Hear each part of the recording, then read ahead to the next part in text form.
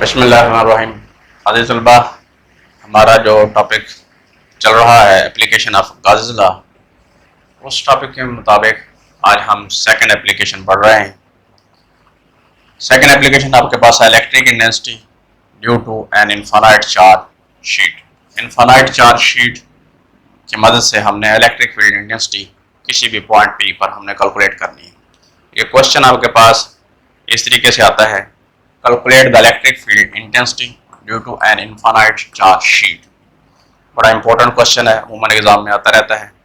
तो आपने सपोज करना है, जब आप लिखेंगे स्टार्ट करेंगे तो आपका स्टार्ट सपोज से होना चाहिए। सपोज आपके पास एक शीट है, प्लेन ऑफ शीट है जो इनफाइनाइट एक्सटेंट तक है, यानी उसकी हद इनफाइनाइट है। उसके ऊपर पॉजिटिव चार्ज को हमने यूनिफॉर्मली डिस्ट्रीब्यूट कर दिया है। ये पॉजिटिव चार्ज सारे का सारा यूनिफॉर्मली डिस्ट्रीब्यूट किया गया है। अब इस शीट के साथ हम कोई पॉइंट लेते हैं P, जहां पर हमने इलेक्ट्रिक फील्ड को कैलकुलेट करना है। ये पॉइंट है P। इस पॉइंट P पर हमने इलेक्ट्रिक फील्ड को मालूम करना है। इलेक्ट्रिक फील्ड को जब हम इस पॉइंट P पर मालूम करना चाहते हैं तो हमें फौरन जहन में बात आती है गाज़िस लॉ की, कि गाज़िस लॉ हमारे पास जो है वो हेल्प करता है कि वो इलेक्ट्रिक फील्ड को मालूम करें, क्योंकि एप्लीकेशन भी गाज़िस लॉ की है। तो अब गाज़िस लॉ के मुताबिक जब हम किसी भी पॉइंट पर इलेक्ट्रिक फील्ड मालूम करने लगते हैं तो हमें एक गॉसियन सरफेस बनानी पड़ती है। अब वो जो गॉसियन सरफेस है वो इमेजिनरी हाइपोथेटिकल सरफेस है। तो यहाँ हम जो गॉसियन सरफेस लेते हैं in the form of cylinder, जिसकी ये मैंने शेप आपको दिखाई है। अब ये एक सिलेंडर की शक्ल में हमारे पास गॉसियन सरफेस है। अब सिलेंडर के अंदर हमारे पास जो है फेजेस होते हैं, एक टॉप फेज है, एक बॉटम फेज है और एक कर्व्ड फेज है। ये पोर्शन आपके पास कर्व्ड है।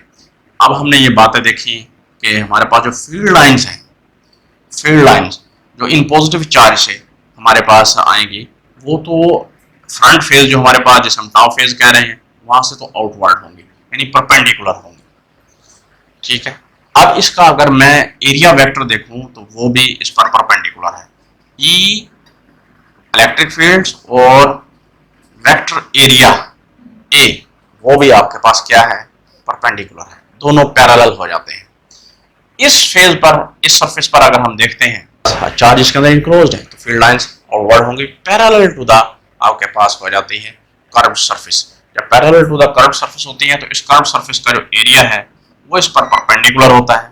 इस कर्व सरफेस का जो एरिया है वो क्या होगा, आपके पास परपेंडिकुलर होगा। ये मैंने एरिया दिखाया आपके पास, वो परपेंडिकुलर। अब ई और ए के दरमियान हमारे पास जो एंगल है ई और ए के दरमियान 90 का बनता है। यहाँ देखें आपके पास 90 डिग्री का बनता है।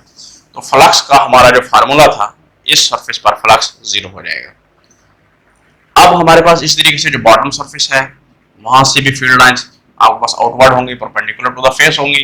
आपके पास इस तरीके से उसका जो एरिया आपके पास होगा, यानी वेक्टर एरिया हमारे पास, वो आपके पास उस पर परपेंडिकुलर होगा, दोनों पैरेलल हो जाएंगे। तो हमारे पास जो टोटल फ्लक्स होगा उसमें टॉप फेस और बॉटम फेस का एरिया होगा। तो इस गॉसियन सरफेस के हमारे पास 3 फेजेस आते हैं। एक हमारे पास फ्रंट फेस है और आपके पास कर्व्ड फेस है, और थर्ड आपके पास जो है वो बॉटम फेस, या इसे हम जो लोअर फेस भी कह देते हैं। φ1 जो हमारे पास फ्लक्स है, सपोज कर लें आपके पास वो फ्रंट फेस से गुजरा है। अगर फ्रंट फेस का हमारे पास फ्रंट फेस का फ्लक्स φ1 है तो फिर इसका फार्मूला क्या हुआ, E dot A according to the formula of electric flux. E और A ये हमारे पास वेक्टर एरिया और इलेक्ट्रिक फील्ड दोनों आपस में क्या है, पैरेलल है। एंगल क्या हुआ, 0 डिग्री। तो फ्लक्स हमारे पास EA किसके बराबर आया, 0 डिग्री क्या होता है, 1। अगर आप इसको 1 पुट करें तो हमारे पास रिजल्ट किसके बराबर आ जाता है, EA के।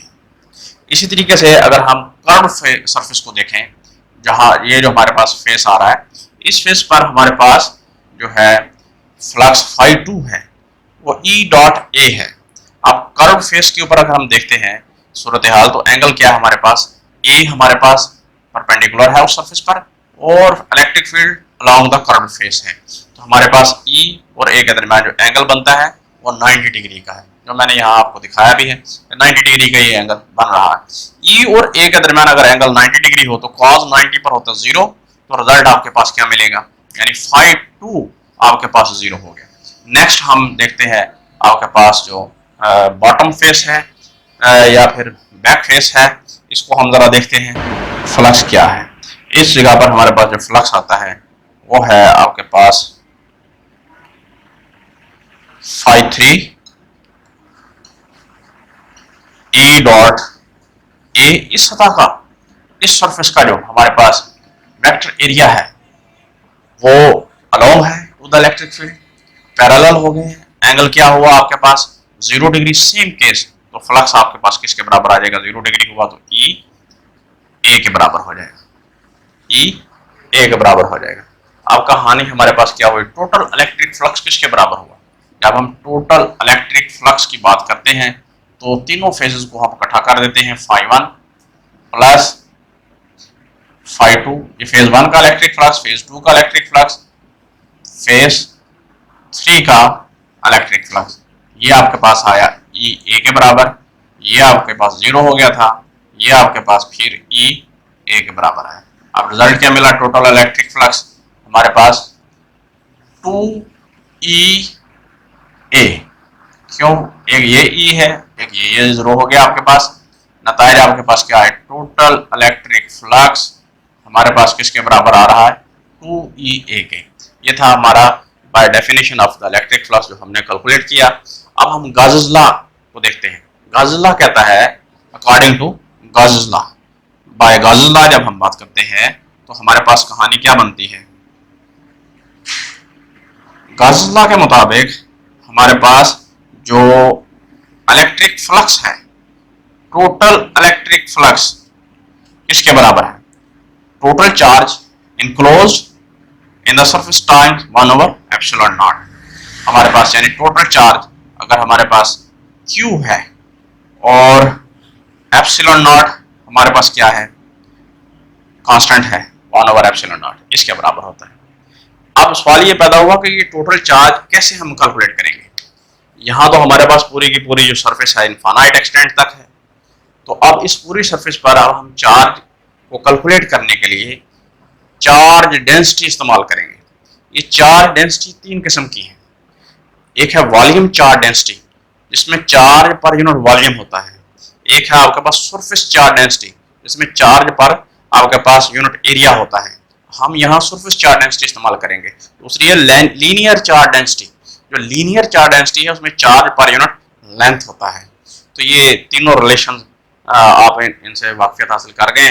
तो अब हम जहाँ जो इस्तेमाल करेंगे वो सरफेस चार्ज डेंसिटी है, और सरफेस चार्ज डेंसिटी को हम सिग्मा से जाहिर करेंगे।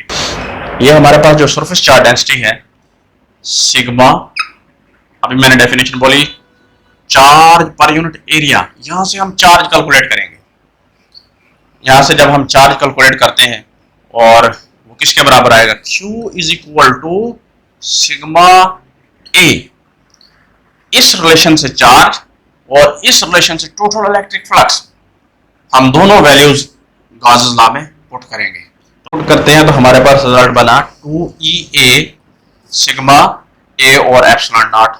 ये हमारे पास फाई ई की वैल्यू और Q की वैल्यू पुट करने के बाद आया। ए से ए कट जाएगा, आपके पास 2 नीचे ले जाए तो E is equal to sigma 2ε0। ये रिलेशन हमारे पास बनता है वेक्टर फॉर्म में। जब हम इसकी वेक्टर फॉर्म देखते हैं तो फिर क्या होगी, हमारे पास E इलेक्ट्रिक फील्ड एक वेक्टर क्वांटिटी है, सरफेस चार्ज डेंसिटी 2ε0, ये यूनिट वेक्टर लेकर आएंगे R, इसके डायरेक्शन को जाहिर करेगा। इस यूनिट वेक्टर से हमें पता ये चलता है कि पॉजिटिव चार्ज हमने एक्सटेंड किया हुआ था, यूनिफॉर्मली डिस्ट्रीब्यूट किया हुआ था। तो अब हमारे पास क्या है, पॉजिटिव चार्ज से फील्ड क्या होता है, आउटवर्ड होता है। ये भी उसी तरह रिप्रेजेंट कर रहा है कि इलेक्ट्रिक फील्ड हमारे पास आउटवर्ड है, शीट से आउटवर्ड है, बाहर की जानिब है। चलें, ये आज का लेक्चर खत्म हुआ। इसे अच्छे तरीके से याद रखिएगा। कोई प्रॉब्लम्स हो तो आप कमेंट कर सकते हैं।